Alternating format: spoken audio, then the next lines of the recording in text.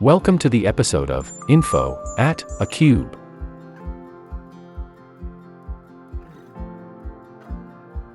To keep the printer running smoothly, be sure to clean the print head frequently.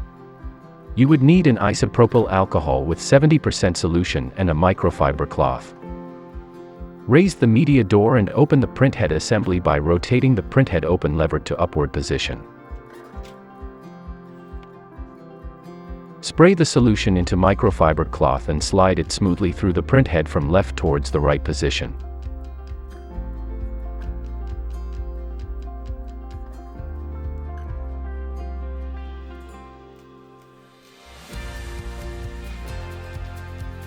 Press the two buttons on the sides of spindle and slide off the ribbon waste from the spindle.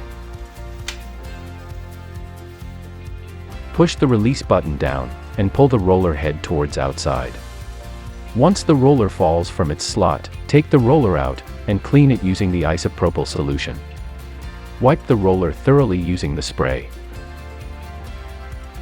Make sure all the glue dirt is completely removed.